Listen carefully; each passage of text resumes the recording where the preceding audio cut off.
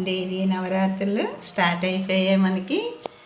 ఇంకా ఎక్కడ చూసినా అమ్మవారి అలంకరణలు, అమ్మవారి సేవలు, అమ్మవారి పూజలు ఎంతో చక్కగా అందరం చేసుకుంటున్నాము. ఇదిగోండి ఈరోజు పాడ్యమి అమ్మవారి పూజ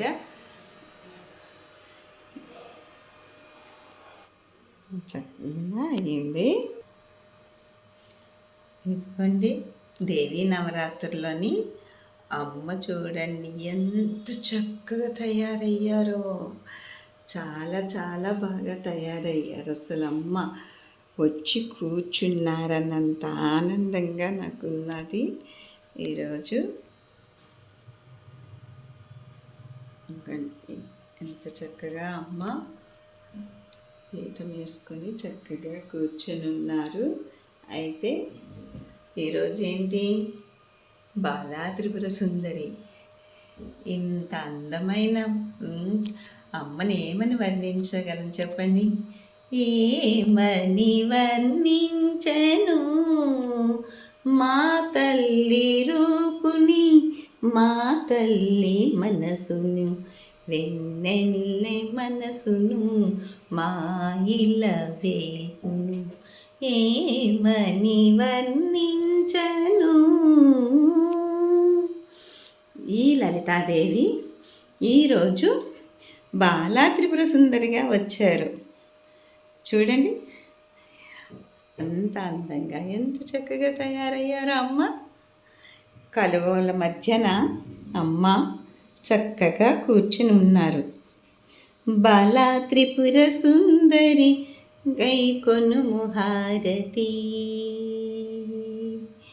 బండాసురుని తాలూకా కుమారులు 100 మందిని చంపి అమ్మ చాలా ప్రశాంతంగా చక్కగా కూర్చుని ఉన్నారు. ఈరోజు లేత గులాబీ కలర్ శారీ కదండి, అమ్మ ఫేస్ కూడా చూసారా, లేత గులాబీ కలర్. చీర కూడా అదేనో అమ్మకి. మనం కూడా ఈరోజు కోవిల్ అదే కదా కట్టుకున్నాం. అయితే అమ్మవారు చిన్న అమ్మవారు అయిపోయారు కదా అని ఇక్కడ చూడండి, వీళ్ళు ఇక్కడ పిల్లలేమో వీళ్ళు చిన్నవాళ్ళు వచ్చి అమ్మనేమో మాతో ఆడుకుందురా అని చెప్తూ పిలిచారన్నమాట అమ్మవారిని. అయితే అమ్మ పిల్లలు పిలవడమే తడవుగా ఎంత చక్కగా వచ్చి కూర్చున్నారో కదా.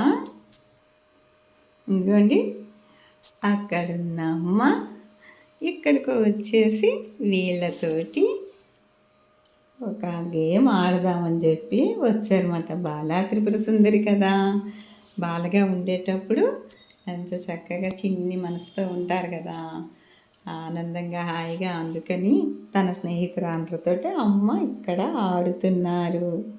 అయితే అమ్మకి కూడా ఒక శ్లోకం చదువుదామా బాలా త్రిపుర సుందరికి?